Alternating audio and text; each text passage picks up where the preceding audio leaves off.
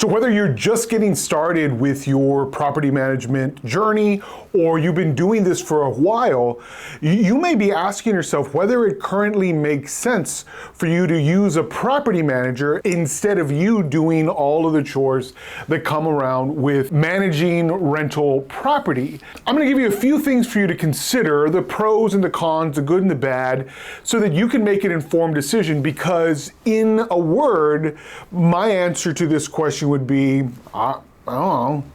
Because it's different for everybody, and everybody is going to have different responses to each of the things I'm going to bring up. And so you need to make up your mind based on your responses, whether it makes more sense for you to manage yourself or to hire somebody to do it for you. Your first consideration is cost. And it's not just cost as a flat line item, it's cost of the property manager and then cost of the things you're liable to screw up doing it by yourself. Let me give you an example. So I'm not very handy, but one day I decided that I was going to replace the headlamp on my car. I watched a YouTube video about doing this, and sure enough, I was able to successfully disassemble my whole front bumper, pull out the broken light, replace it with a new one, and then reattach the front bumper. Unfortunately, by the end of it, not only had it taken me 6 hours to complete, I had a handful of parts that I didn't know what to do with. I thought I had reassembled everything perfectly, but in the end, there was a handful of parts, little clips that went somewhere, and I couldn't possibly tell you where they belonged. I just knew they weren't on my bumper. Now, I've long since moved on from that car. Unfortunately, she was damaged in a car wreck and had nothing to do with the bumper. But needless to say, I learned a valuable lesson that day about my time and my expertise.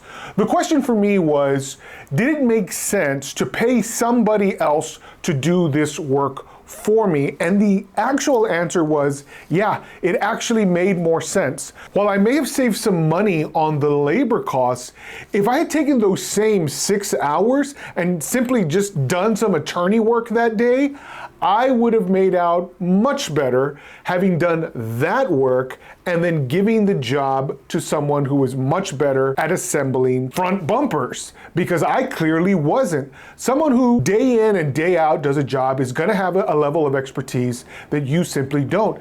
Along with that, they're going to be able to do things not just better, they're going to be able to do them faster. And because of that, it actually ends up being cheaper. So your cost analysis when it comes to whether you hire a property manager or not is, can they do it better than I can for less money? If that's the case, then you kind of check the box for hiring a property manager on that basis. Do you manage your own rental property and wish that you didn't? Tell me, what is that big thing, that big irksome problem that just makes you want out?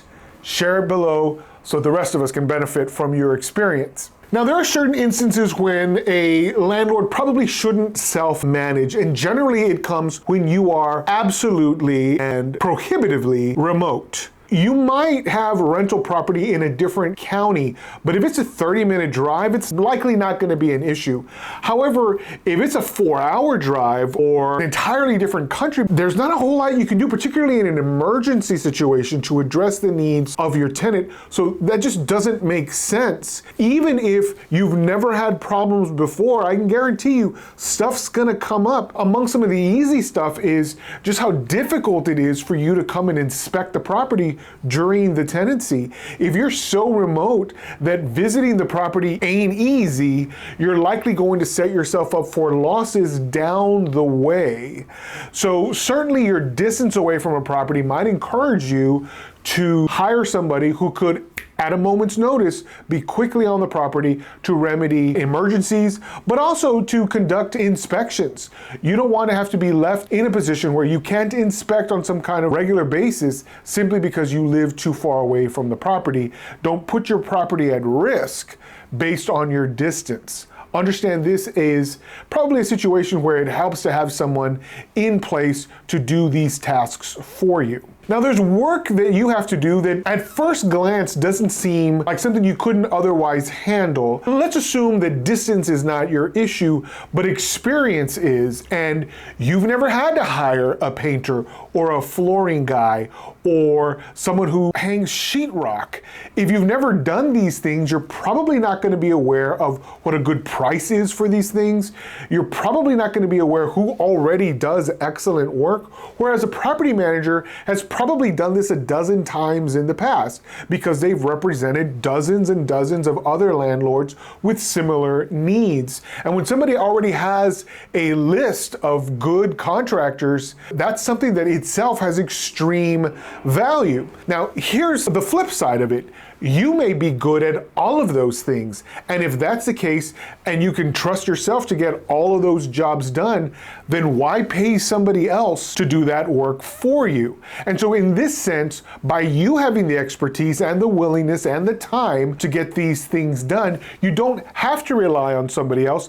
And you don't have to pay them for that particular part of the service. And so in your calculation, if you're the person who does all of the rehab work in your own house, kind of doesn't make sense to have somebody else hire you to do that job. This is something you can easily carry out on your own, and it may be something that checks the box for self-management. Now, if you do decide that you want to hire a property manager, there's a few things you should probably keep in mind when you're thinking about who would be a good fit to serve as a manager of your rental property. First is their experience. How long have they done this and how good are they at it? If they don't have extensive experience, then you and that person might be in the same level, and I don't know that that makes sense for you. I'd go on to somebody else. You want somebody who's got more experience than you do and who makes this a better deal than you doing it on your own. And so someone with equal experience just isn't going to cut it. Next, you want to know how they resolve conflicts. What do they do when a tenant pays late? What do they do when a tenant is causing problems with a neighbor? What do they do if the tenant has an illegal pet and that pet bites one of the neighborhood kids? You know, all these are scenarios that can and do pop up in residential leasing, and you want to know what that property manager has done in the past and is likely to do if your tenant is involved in any of this kind of behavior. If they don't have a good plan for resolving conflicts, then I don't know that that's a good set of hands for you to place your most valuable asset into. Keep asking questions and make sure that you get good answers. Another question would have to do with how is rent collected and how is rent money sent to you. You don't want this to be hazy. You want to be crystal clear on how the money is handled and what you can actually expect month after month when your tenant is paying the rent. How are repairs handled? Who authorizes repairs? These don't come up usually until the problem surfaces, but it's best for you to ask these kinds of questions before problems ever occur so that you know what kind of solutions are in play once the problem happens. Other things you're going to want to know about your property manager is what's their screening process like? How do they evaluate tenants?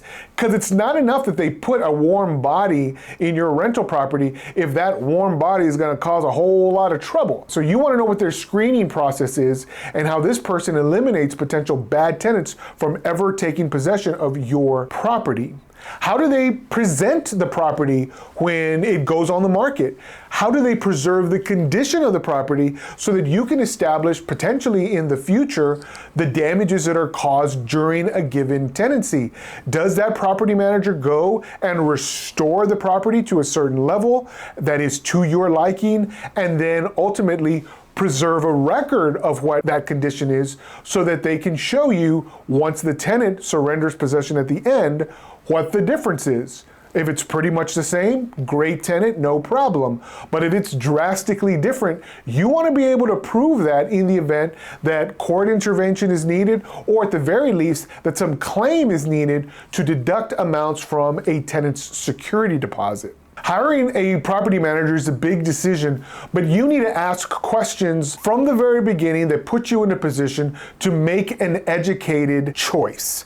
You may have done this for a while and understand the game pretty well, and you only need to hire someone for very limited services. If that's the case and you can tailor your representation in that way, then you're in a pretty good position.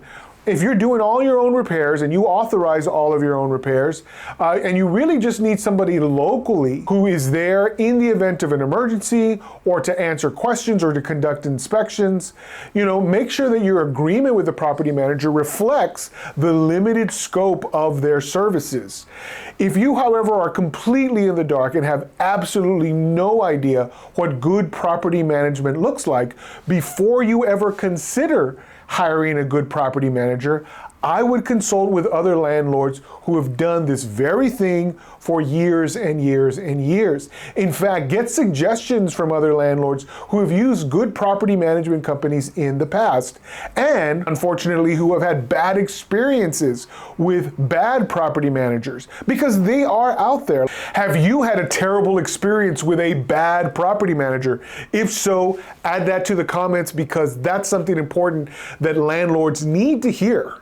Like with every profession, bad property managers exist, and they could end up costing you just as much as a bad tenant could. I appreciate you sticking with us all the way to the end. If you're interested in even more content having to do with good landlord-tenant law, I welcome you to check out our catalog of videos here. YouTube seems to think this is the next best thing for you to watch. I welcome you to check that out. But until next time, landlords, happy leasing.